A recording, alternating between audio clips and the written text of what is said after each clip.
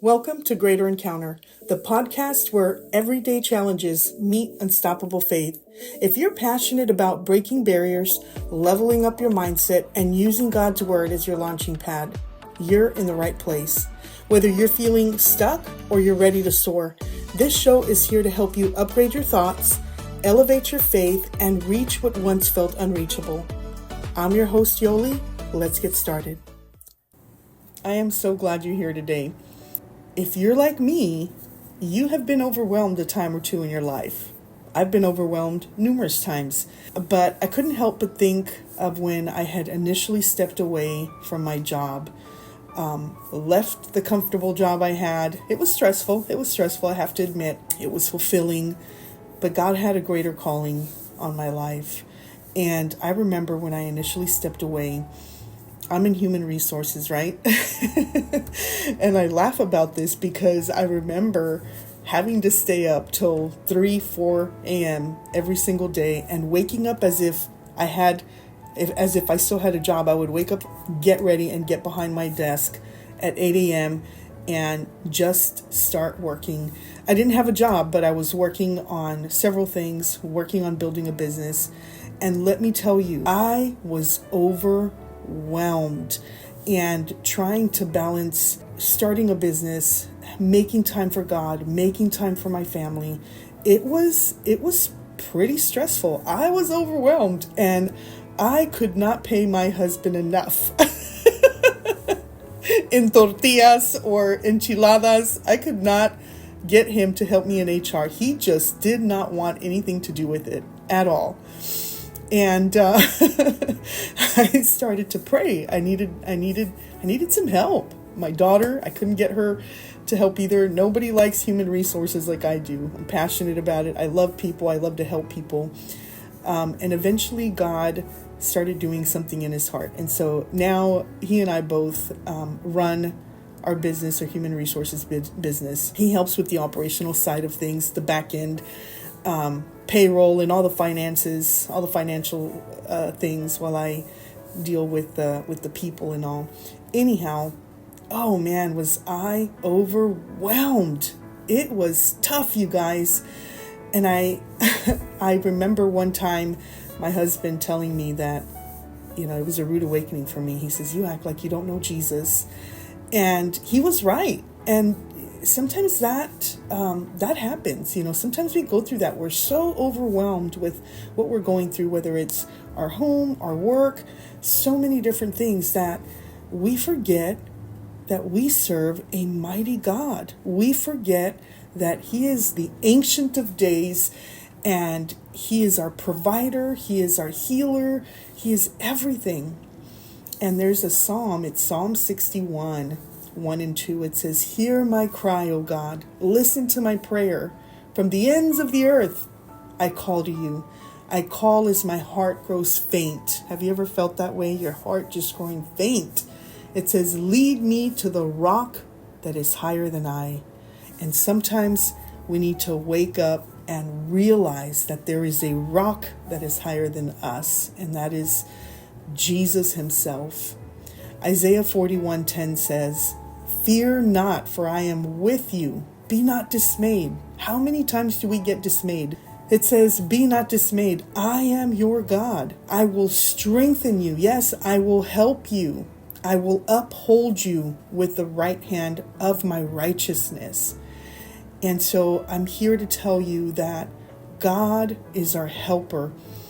When we're in need, when we need to be lifted up, when we're overwhelmed, he is there to help us. We just need to cry out to the Lord and believe that he will come and help us with solutions. He'll move people's hearts. Look at my husband now. And I tell my daughter one day she's also going to join us. But look at my husband now. He is, a huge help. And I couldn't have done it without God moving his heart, moving my heart as well, and aligning us together, and so that we can fulfill a purpose that's greater than he and I can even imagine. And so that's a huge blessing. I'm going to share steps or ways that you can begin to stabilize your life, if you will. First and foremost, your anchor is Jesus Christ. He's the one that's going to anchor you and position you in a way that you're going to be unmovable. And then there's the other side of that is what you can do daily so that you can start prioritizing your day in a way that will be easier to flow through it so that you're not getting overwhelmed.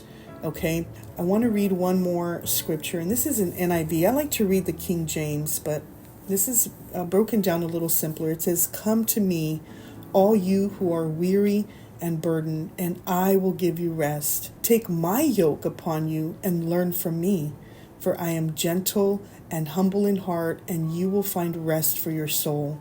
For my yoke is easy and my burden is light." Here is where you can find that comfort.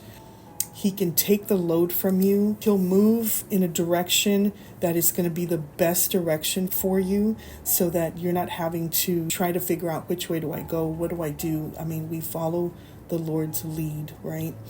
And so with that said, I want to give you some practical steps that you can use to help overcome that feeling of overwhelm. All right, the first step is so simple, but it's so effective. It's pause and breathe. Sometimes we just have to take a few deep, slow breaths to calm the nervous system. Okay, so take those deep breaths in and out, in and out. Deep breathing helps to reduce the immediate stress, and it just creates a moment of clarity. I've had to do that. Number 2 is acknowledge your feelings without judgment. Don't get over religious. Oh, I don't get overwhelmed because I have Christ in me. Look, we're human. We're people with flesh, and sometimes we get tired, sometimes we get overwhelmed, and it's okay. You have to recognize those feelings and just take a deep breath. Lord, help me. I'm feeling overwhelmed, and just speak to the Lord. And in that, you're going to feel the peace of God just come upon you and just settle you. And so start doing that. Number 3 is break tasks into smaller steps. So start dividing those huge projects that you have into smaller, more manageable, actionable steps. Okay, just start breaking them down. So, and say no to additional commitments if you need to. Then you've got to set limits to protect your mental stability, right? This is where I'm guilty too. I'm a yes person. Yes, I can do that. Absolutely. And here I am at 2-3 in the morning trying to, finish up projects and so forth. So you got to set some boundaries. Divide those huge projects into smaller, manageable steps. Okay. Number 4 is prioritize and set boundaries. All right. That's so important, is to setting boundaries, right? So identify what truly needs your attention now. Look at the list of things you have. If you don't have a list, start creating a list. Look at a list of things that you have and what needs your immediate attention, and start working with those items first. Again, say no to any additional commitments if you need to, and set those boundaries, set those limits. Try to focus on your list of things to do so that you can start breaking down the number of projects you have. Okay. Number 5 is use encouraging scriptures. You may want to put that as your number 1.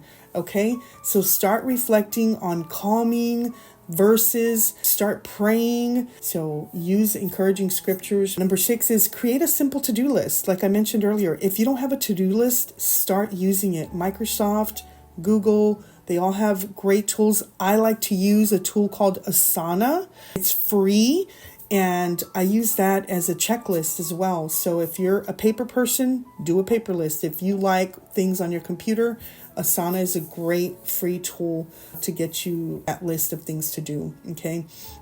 And take breaks. Practice self-care, for crying out loud. So you want to step away for short breaks to rest your mind and rest your body when you can.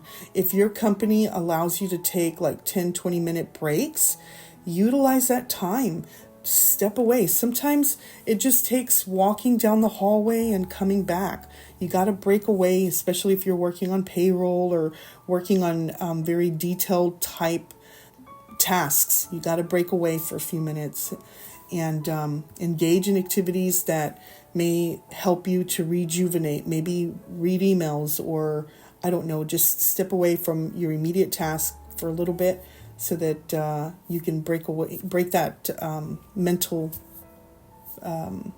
fatigue. All right. Reach out for support, or call your friends, call a family member. The last thing is focus on what you can control. Let go of worries about things beyond your control and concentrate your energy on actionable areas. Okay. So let go of the worries. I know you're probably saying, well, that's easier said than done. You can do it through prayer. Trust me. If I can do it, so can you. So let go of the things you can't control and just say, Lord, this is my favorite thing to say. Several years ago, I used to say, Lord, I am your responsibility. What are you going to do to help me? And that would just give me so much peace, because I knew that he was in control of my life and I allowed him to. That's the biggest thing. You have to let God help you in these areas. And then the final thing is practice gratitude and mindfulness. Okay. And I mentioned this in the previous podcast, is you want to shift your attention to present moments of things that you're grateful for, things that you're thankful for. I talked about, reflecting on the things that God has done for you.